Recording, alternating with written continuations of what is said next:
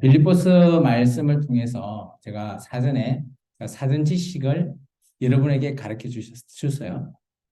빌립보 교회는 어떤 교회죠? 군대, 퇴역한 군인들이 모여서 예배드리는 처소입니다. 여기도 마찬가지죠. 산수조항교회도 특정한 좀 대상이 있죠. 사무엘 그룹품과 함께 예배를 함께 하는 그런 교회잖아요. 빌립보 교회는 이처럼 퇴역한 군인이 로마 시민권을 가지고 한참 잘 나가는, 어떻게 보면 삶의 정도가 중상층 이상으로 우리가 보시면 됩니다. 이런 빌립보 교회에 오늘 보시면 우리가 좀 전에 읽었던 말씀인데요. 할례라고 하는 단어가 유독 많이 들어오죠. 할례파. 우리가 성경을 볼 때 제가 주일날에도 여러분에게 말씀드렸지만 우리가 성경을 말 그대로 문자 그대로 읽게 되면 성경의 뜻을 제대로 파악하지 못한다라는 겁니다. 오늘 단어 중에 보면 할례파, 또 할례라고 하는 단어가 나옵니다. 할례하면 여러분이 잘 아시는 단어일 겁니다. 유대인들은 태어나면 8일 만에 할례를 받아야 되죠. 그게 어떻게 보면 하나님과의 약속입니다. 그게 구약의 약속이죠. 그런데 오늘 그런 약속을 가진 할례파가 빌립보 교회에 온 거죠. 빌립보 교회는 구성원을 제가 좀 전에 설명드렸죠. 퇴역한 군인들 플러스 유대인들이 포함되어 있는 교회입니다. 퇴역한 군인이라고 하면 어떻게 보면 유대인도 있을 수 있지만 유대인은 절대 로마 이방인과 함께 하지 않기 때문에 군인이 되지는 않을 거라고 봅니다. 그렇기 때문에 이 교회에는 디아스포라 유대인 플러스 그리고 퇴역한 군인 이방인이 모여 있는 교회입니다. 그러다 보니까 제가 빌립보서 1장과 2장을 이야기하면서 제가 이런 얘기했죠. 군대는 뭐라고요? 줄을 잘 써야 되는 거죠. 여기에도 어떻게 보면 그런 줄이라고 하는 누구의 줄을 쓰냐 이런 문제들이 좀 있고요. 이런 경쟁 간의 구도가 있습니다. 이런 속에서 바울이 어떻게 보면 개척은 하지 않았지만 바울의 영향력 속에서 에바브라 디도라고 하는 목회자가 이곳을 개척하였죠. 그런데 바울의 전반적인 사역을 회방을 하고 있는 세력들이 있습니다. 우리가 그것을 오늘 조금 볼까 제가 생각합니다. 앞에 화면을 한번 봐주시겠습니까? 사도행전 당시의 유대인들은 지금 우리하고는 조금 다르다고 좀 생각하셔야 돼요. 왜 제가 이런 지식을 여러분한테 가르쳐 주는가 하면 여러분이 성경을 정확하게 이해하면서 읽어야 될 필요가 있기 때문이에요. 우리가 성경을 보면 유대인이라고 하는 단어가 등장할 거예요. 근데 그냥 일반 유대인 하면 그냥 이스라엘 민족이다 이렇게만 생각하시잖아요. 그렇게 성경을 보면 시대적 배경적으로 봐서 맞을 수도 있고 틀릴 수도 있습니다. 오늘 사도행전 시대 때가 유대인들이 좀 많이 나누어집니다. 성경은 좀 구분을 해서 사용을 하고 있어요. 그렇기 때문에 우리가 성경을 읽는 우리 입장에서는 구분이 필요하다라는 거예요. 오늘 빌립보 교회에도 유대인이 포함되어 있습니다. 교인으로서 유대인이 있고요. 그리고 할레파, 우리가 좀 전에 읽었던 할레파가 또 교회에 들어왔단 말이에요. 그러면 할레파는 또 뭔 유대인이냐? 라고 생각할 수 있잖아요. 그래서 간략하게 제가 설명을 드리겠습니다. 먼저는 유대교 유대인입니다. 이 유대교 유대인은 말 그대로 예수를 믿지 않는 유대인이에요. 그래서 이들은 우리가 구약의 유대인들하고 생각하시면 됩니다. 이들은 예수를 믿는 유대인들을 그죠? 예수를 믿겠다고 할 때 출교와 그리고 핍박을 했던 유대인들이죠. 우리가 사도행전을 통해서 그죠? 보면 많이 기독교인들을 핍박했던 대상자 그 중에 바울도 포함되어 있죠. 사울이라고 하는 바울. 마찬가지입니다. 그렇게 보시면 돼요. 그래서 이 유대교 유대인은 예수를 믿지 않는 유대인. 그러면 지금 그림과 같이 2번부터 4번은 어떤 유대인이냐? 바로 예수를 믿는 유대인입니다.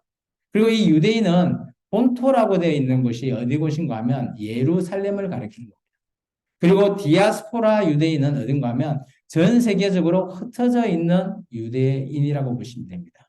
그래서 지금도 보면 예루살렘에 이스라엘이라고 하는 국가가 이루어져 있고 그곳에 살고 있는 유대인들, 자기들 정통 유대인이라고 하는 그 머리에 이렇게 쓰고 있는 유대인들 혹시 TV 보신 적 있나요? 그런 사람들이 1번입니다. 1번. 정통 유대교 유대인들이라고 생각하시면 됩니다. 근데 예수를 믿는 그런 유대인 출신이지만 예수를 받아들이고 영접하고 믿기 시작했던 그런 유대인들을 성경은 좀 구분합니다. 사도행전 2장에 보시면 베드로가 오순절 성령 강림을 통해서 마가의 다락방에서 성령이 임하고 또 많은 유대인들, 디아스포라 유대인을 위해서 설교를 하잖아요. 그때 회개했던 3,000명, 5,000명이 바로 오늘 베드로에 의해서 회개하고 예루살렘 교회의 일원이 됩니다. 그 유대인을 우리가 게바파라고 합니다. 그리고 오늘 할레파라고 하는 유대인은 뭔가 하면 똑같이 예수를 믿고 있는데, 그죠? 조금 복잡하죠? 예수를 믿는데 그들이 정통적인 할례를 행해야지만이, 행해서 유대인이 되어야지만이 구원이 있다라는 거예요. 예수를 믿고 있는데 그것을 그들은 놓지 못하고 있습니다. 그래서 그곳에는 오늘 할레파에 보면 다 나쁜 사람은 아니에요. 어떤 사람은 대부분 나쁜데 그래도 할레파 중에 수장이 있던 예루살렘 교회의 수장인 야고보는 그래도 뭐 바울이나 이런 예수를 믿는 자들의 의견을 충분히 수렴해주고 포용하고 있습니다. 그래서 이 야고보는 예수님 동생 야고보입니다. 이 야고보는 예루살렘 교회의 어떻게 보면 담임 목사고요. 그리고 우리 마가복음을 썼던 마가도 할례파입니다. 그래서 사도행전에 보면 마가와 바나바가 바나바와 바울이 1차 선교 여행 갈 때 조카인 마가를 데리고 가잖아요. 근데 성경을 좀 읽어보면 그게 타우러스 산맥을 건널 때 못 간다. 그래서 이제 갈라졌다. 보통 그렇게 얘기하는데요. 물론 그 산맥이 넘기가 쉽지는 않지만 의견 충돌이라고 저는 봅니다. 왜냐하면 할레파 유대인과 그리고 바울이 전한 복음이 조금 달랐기 때문이죠. 그죠? 왜냐하면 바울은 오직 예수님만 믿으면 구원이 있다라고 주장하고 있고요. 할레파 유대인은 예수를 믿어도 할례를 받아야지 구원에 이를 수 있다라고 하는 조건이 좀 달라요. 이제 그런 것 때문에 조금 차이가 있고요. 그리고 네 번째, 바울파는 말 그대로 바울과 바나바입니다. 이들도 유대인이긴 하지만 이들은 할례 이방인에게는 필요 없다라고 얘기합니다. 물론 유대인은 당연히 태어나면 8일 만에 할례를 받기 때문에 할례를 당연히 행해야 되는 것이 맞어요. 그래서 사도행전 15장에 가보시면 그죠? 복음이 나눠집니다. 유대인들이 지켜야 될 복음과 이방인이 지켜야 할 복음이 조금 나눠지죠. 그래서 할례를 행할 거냐 말 거냐 이방인의 문제를 놓고 총회가 이루어지죠. 그게 사도행전 15장입니다. 근데 그곳에서 야고보 할례파의 수장이 결론을 냅니다. 이방인은 할례 안 받아도 된다. 왜냐하면 고넬로 사건에 베드로가 그곳에서 성령이 임한 것을 봤기 때문이죠. 그래서 성령님은 예수를 영접하고 믿음으로 말미암아 누구에게나 임할 수 있다라는 사실을 인정해 준 겁니다. 그런데 이 인정이 전체가 다 인정을 하면 얼마나 좋겠습니까? 그런데 할레파의 대부분은 이것을 인정하지 않아요. 그래서 오늘 빌립보 교회도 마찬가지 할례를 인정하지 않기 때문에 바울이 없을 때 침투해서 이 교회를 조금 어수선하게 만든다라고 생각하시면 됩니다. 좀 설명이 길어졌나요? 표로 한번 좀 따분하겠지만 한번 보여드릴게요. 이게 우리의 구원이라고 하면 지금 우리하고는 좀 전혀 좀 다른 그런 조건입니다. 사도행전을 여러분이 읽으실 때 이 조건을 좀 기억하시고 읽으셔야 돼요. 이거 생각 안 하시면 지금 우리의 조건으로 인식을 하고 읽으시면 어떻게 보면 전혀 이해가 안 되는 구절이 있을 겁니다. 제가 좀 전에 얘기했던 유대인을 향한 복음과 이방인을 향한 복음이 나눠져 있다라는 사실을 조금 보셔야 돼요. 그런데 이들은 당연한 기본 베이스는 예수를 믿어야지, 그죠? 믿고 구원을 받는 이것은 동일합니다. 그런데 할례에 있어서 할례파 유대인들은 행해야 된다. 그리고 이방인은 행해도 안 해도 된다라는 것이 사도행전 15장의 결정입니다. 그렇기 때문에 유대인은 유대인의 절기를 당연히 지켜야 되죠. 지금 우리가 교회에서 유대인의 절기 지키나요? 유월절 지킵니까? 안 지키죠. 초막절 지키나요? 그죠? 근데 지금 이 시대에 유월절을 지킵시다 하고 하는 교회가 있어요. 혹시 들어보셨나요? 보시면 이단 교회 중에 그죠? 하나님의 교회. 여러분 유월절, 유월하자 뭐 이런 얘기하잖아요. 그것은 이 사도행전 15장을 전혀 이해하지 못하고 행하고 있는 겁니다. 오늘 이방인인 우리는 유월절 지킬 필요 없어요. 그래서 교회는 절기를 어떤 걸 지키죠? 교회에서는 가장 중요한 부활절을 지키고요. 그리고 추수감사절을 지키고요. 또 예수님 탄생일이 아니라 탄생을 기념하는 성탄절을 지키잖아요. 이게 이방인들이 지키는 어떻게 보면 절기예요. 이게 유대인의 절기와 이방인의 절기는 다르다는 거죠.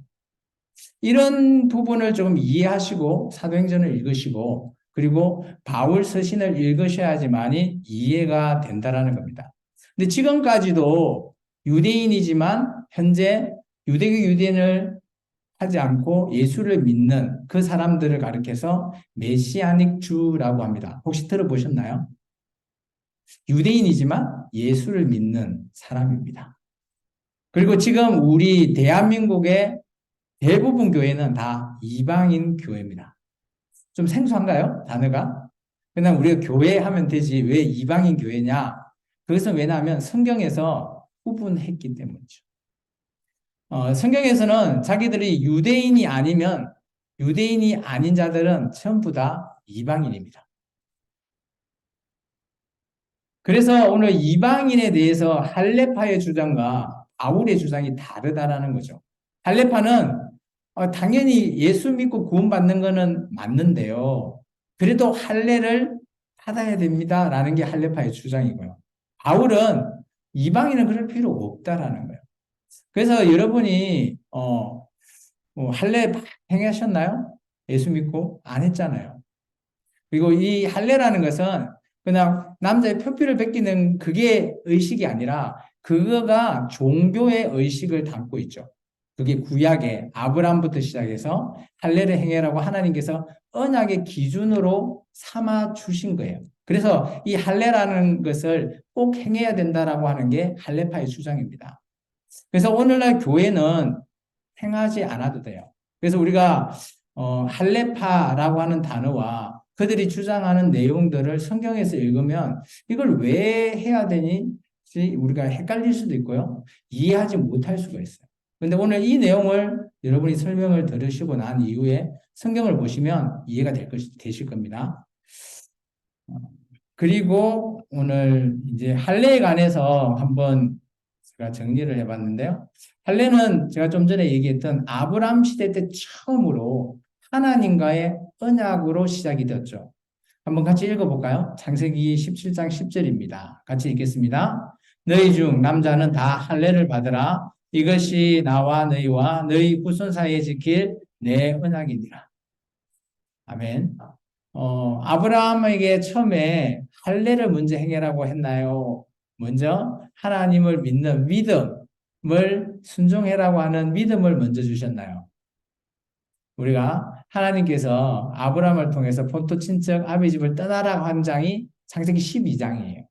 그것을 믿어서 하나님을 믿어서 순종했잖아요. 그 이후에 한창 지나서 난 이후에 하나님께서 할례를 통해서 언약을 맺으신 거예요.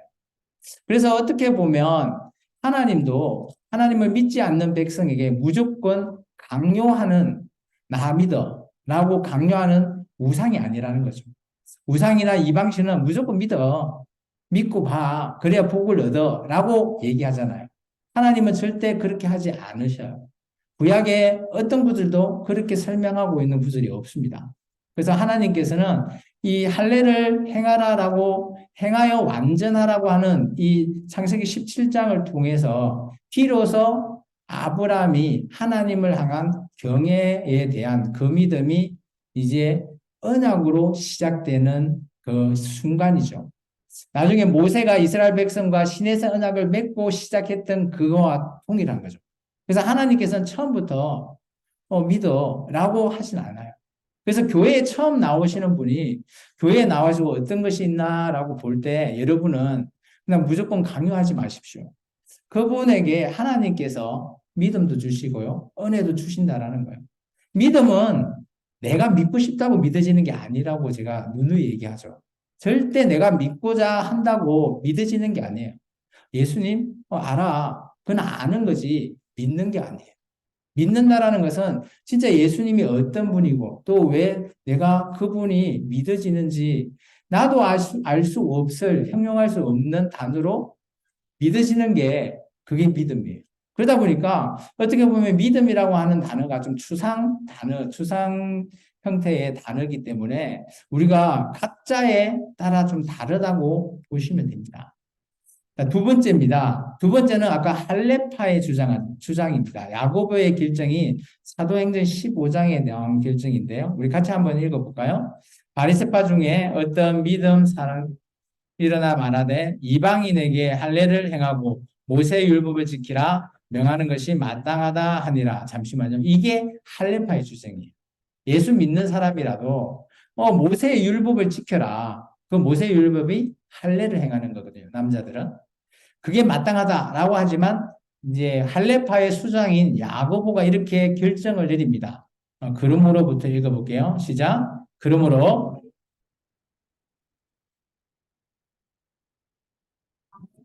괴롭게 하지 말라라고 하는 게 할례 행하지 말라라는 거예요. 그래서 오늘날 우리 교회는 할례 행하고 있지 않습니다. 그리고 우리가 유대인의 절기 지키지 않습니다. 그래서 교회에서 유대인의 절기를 지킨다라고 하면 그 교회는 의심을 해야 돼요. 절대 그런 유대인의 절기를 지킬 이유가 없죠. 물론 그 교회가 유대인 플러스 이방인으로 구성되어 있다라고 한다면 그거는 어느 정도 맞을 겁니다. 그런데 우리 대한민국 사람들 중에 유대인 있나요? 없잖아요. 그런데 유대인처럼 절기를 지킵시다? 그거는 우리가 이단을 조금 의심해 보셔야 됩니다. 세 번째입니다. 그에 반박하는 바울. 왜 바울은 할례파의 주장 안 들어도 된다라고 하는지 한번 읽어볼까요?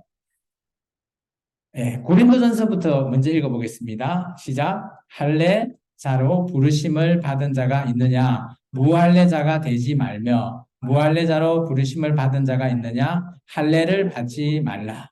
이게 할례자, 무할례자가 유대인과 이방인을 구분해 놓은 거예요. 근데 바울은 받지 말래요. 왜냐?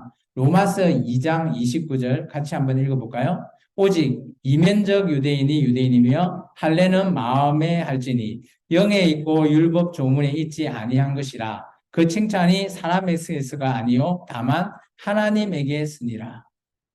바울은 이렇게 얘기합니다.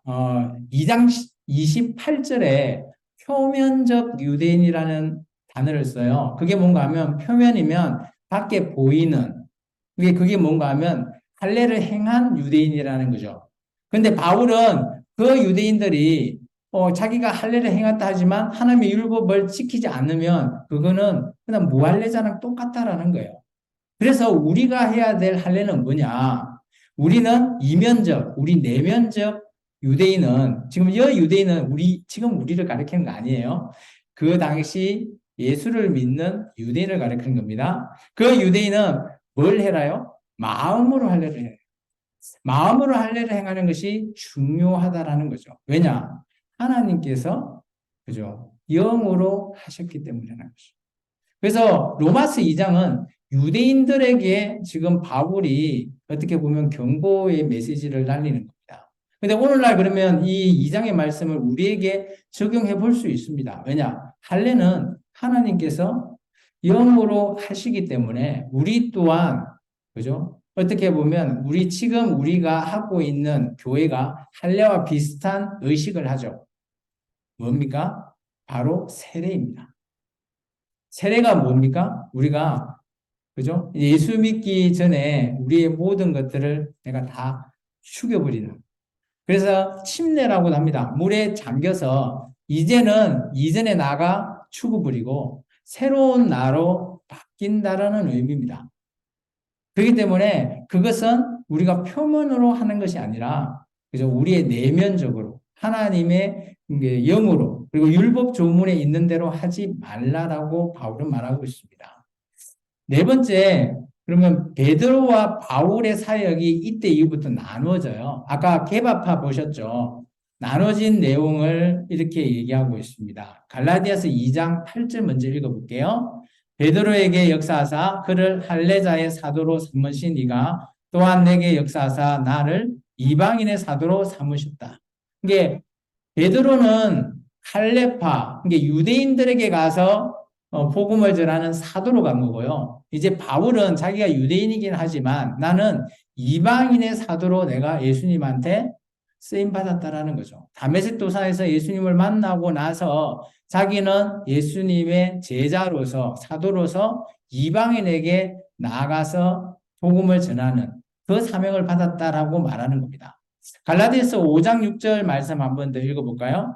그리스도 예수 안에서는 할례나 무할례나 효력이 없으되 사랑으로서 역사하는 믿음뿐이니라.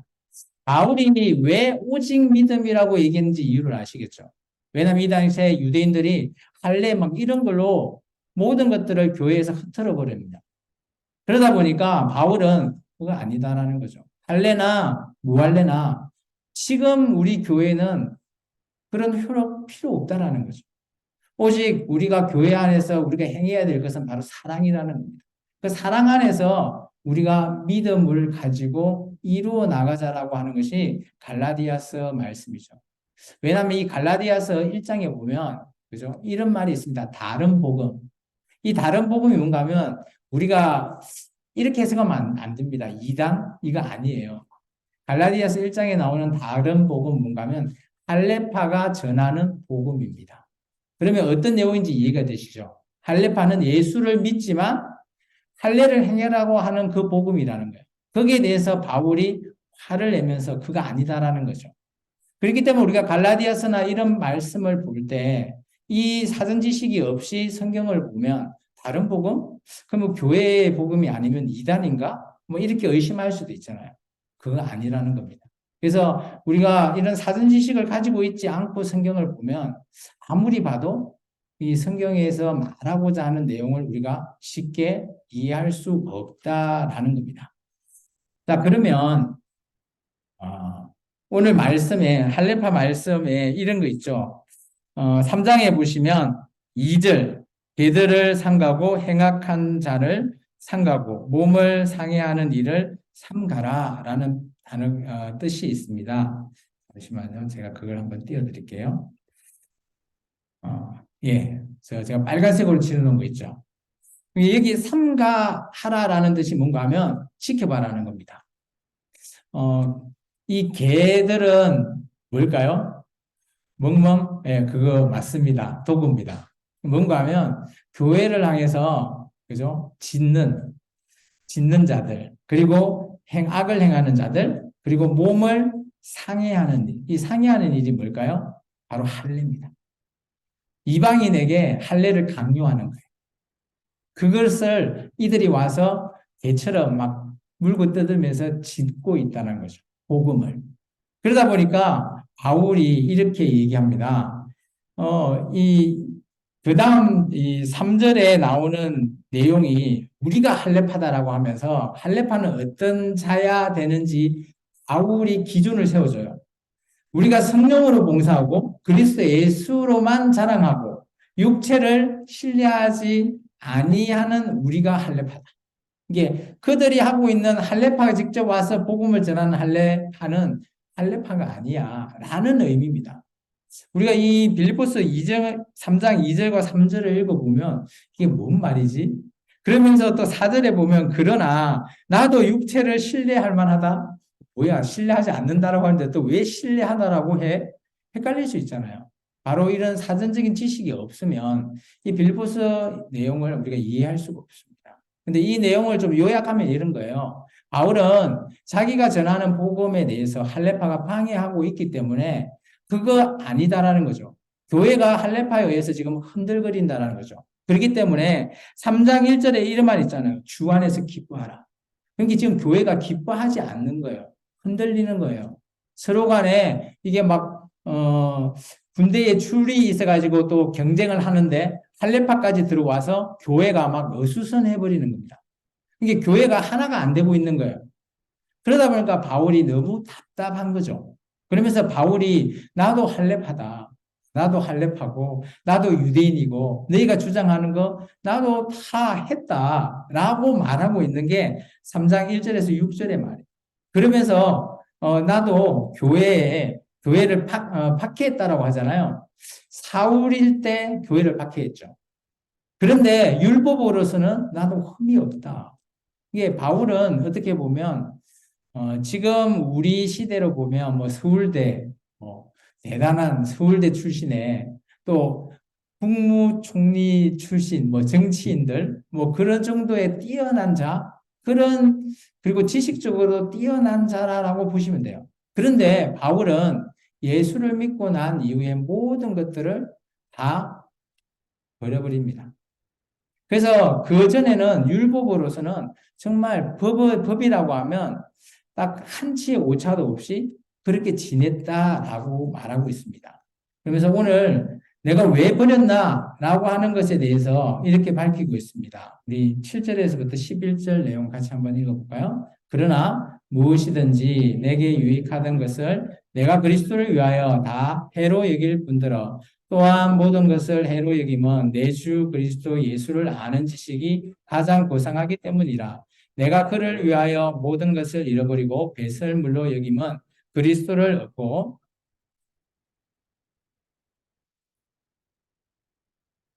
오직 그리스도를 믿음으로 말미암은 것이니 곧 믿음으로 하나님께로부터 난 의라.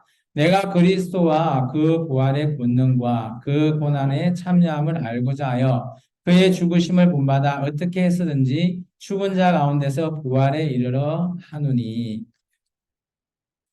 여기 보시면 이때까지 예수 믿고 나서 그리고 예수 믿기 전에 믿고 나서도 아는 모든 것들 내가 알고 있는 이런 지식을 우리가 믿었다고 해서 그 이전 지식을 우리가 기억 안 난다 이렇게 우리 말하지 않잖아요. 이때까지 그런 교육 과정으로 우리가 열심히 배웠다면 이 지식은 항시 가지고 있는 거죠. 근데 바울은 이런 모든 어떻게 보면 엄청 고상하고 엘리트적인 그런 사고의 지식들을 다 버려버렸대요. 여기 배설물이라고 하면 쉽게 말해서 나 똥이라고 얘기하십니다. 나는 이 내가 가진 모든 지식을 그냥 정말 더러운 그런 배설물로 나는 느낀다. 왜냐? 정말 내가 기존에 가졌던 많은 지식보다 지금 내가 가졌던, 얻었던 이것 하나, 뭔가 하면 바로 예수님을 만났을 때의 것을 말하고 있는. 그래서 바울은 엄청 뛰어납니다. 학식적으로. 그런데 그런 모든 것들을 내가 다 버려버리겠다라는 것을 말하고 있죠. 그러면서 이렇게 얘기합니다. 내가 가진 의는 율법, 기존에 배웠던 지식으로 난 게 아니라 오직 예수님을 믿기 시작했던 다메섹 도상에서 믿기 시작한 그때의 믿음에서부터 이제 시작되었다는 거죠.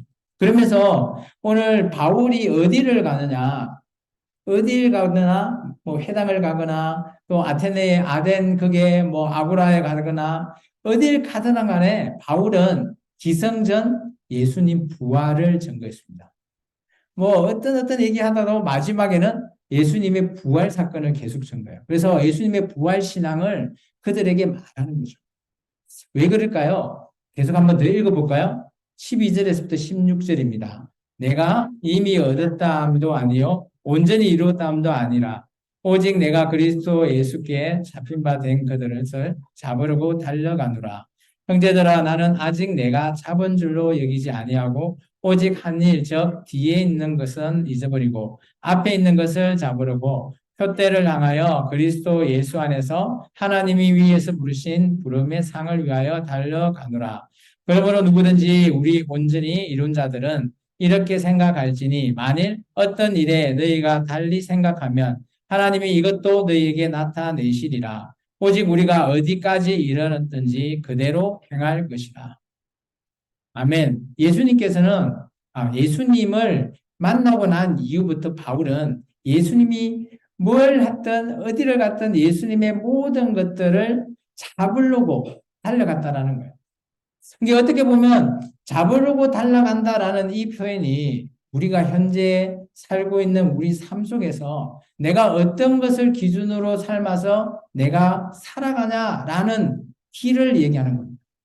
내가 예수님의 그 십자가의 길을 목표로 내가 달려가고 있는 건지 아니면 옆에 한 눈 쪽을 보니까 세상의 길도 좋아 보여. 근데 이것도 또 보면서 같이 가는 건지 아니면 뭐 아예 예수도 안 믿는 사람은 세상 것만 바라보고 가는 건지 그런 것들을 우리 인생에 있어서는 우리는 그냥 뭐 매일매일 삶을 그냥 산다라고 하지만 은근하게 우리가 알게 모르게 그런 그 속에서 우리가 달려간다라는 거예요.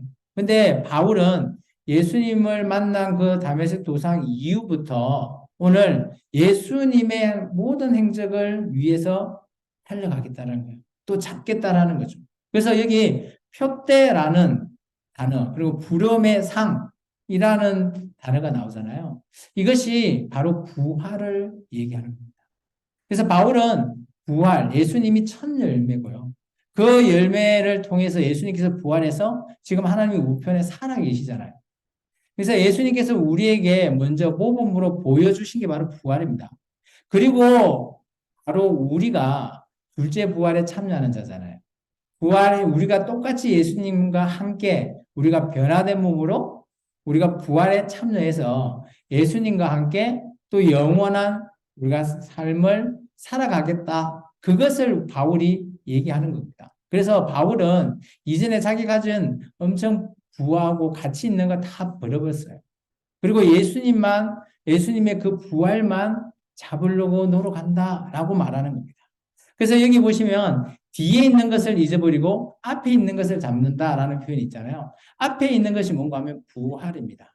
예수님의 부활을 위해서는 계속 잡으려고 한다라는 거예요. 근데 뒤에 있는 건 뭔가 하면 예수님을 믿고 나서 살아가는 나의 삶이에요.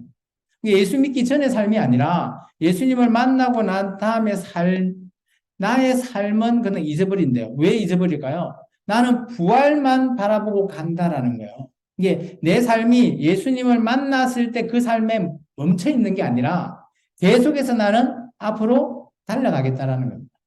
오늘 우리의 삶이 이런 삶이 되어야 된다는 거예요. 우리의 삶 속에서 우리가 늘 우리는 정체되어 있다라고 말하고 있지 않다라고 할 수도 있지만 우리는 어딘가를 향해서 우리는 끊임없이 달려갈 겁니다.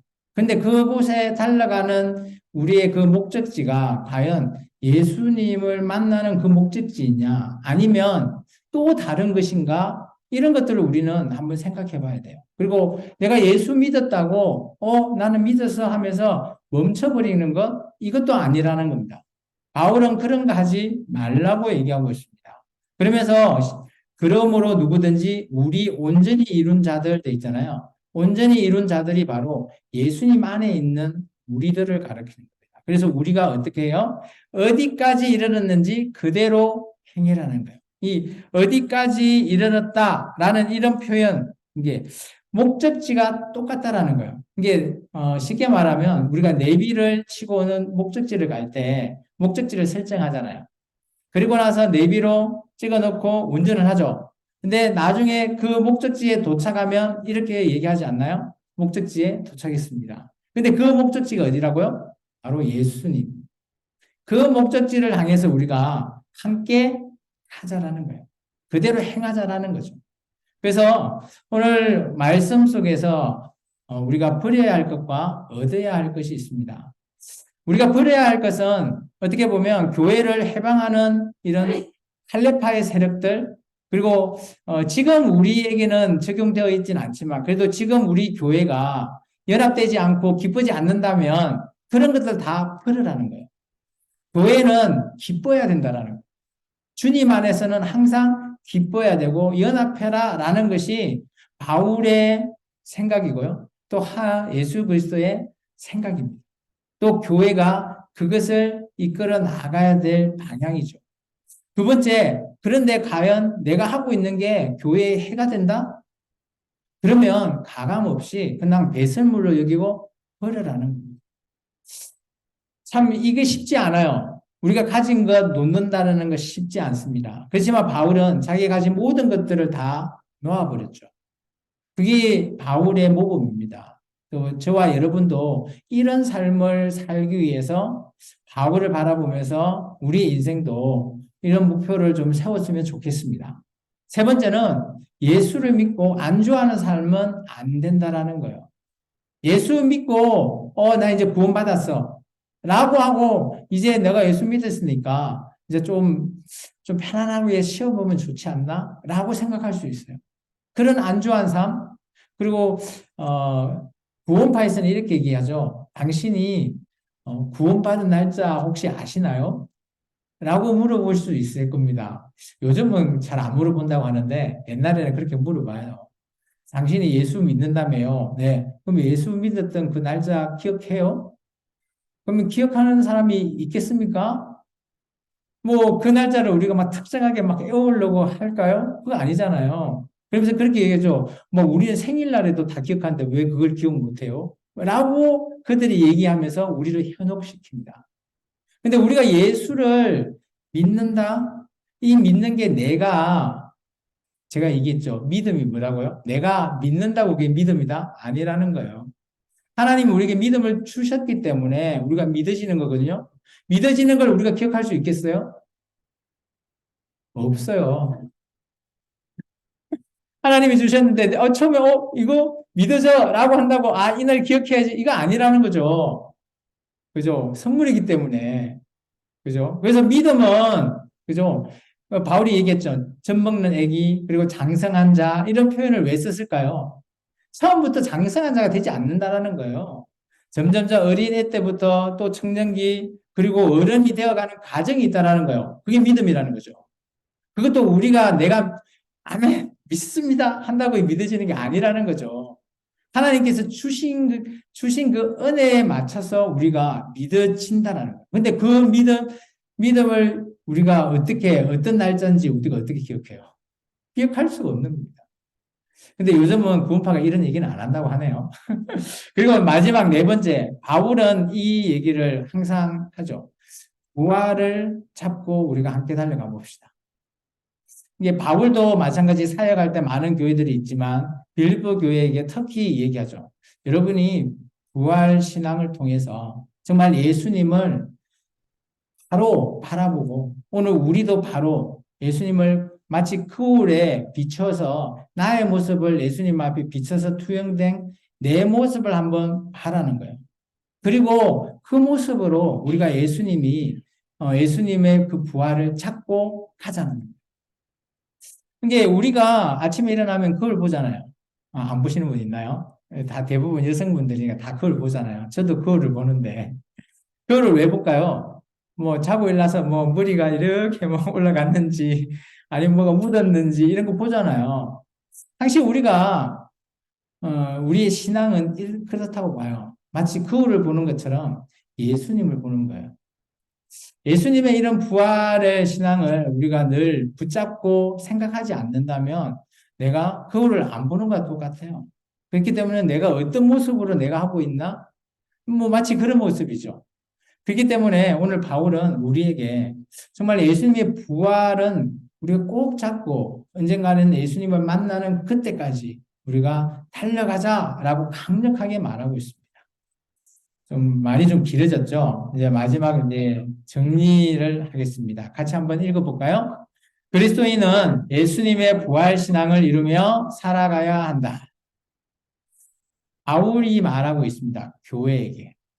그래서 그리스도인이라면 예수님의 이 부활의 신앙, 그리고 교회라면 특히 더 우리가 교회에서 가장 큰 절기가 부활절이잖아요. 세상 어떤 종교, 어떤 우상에, 그죠?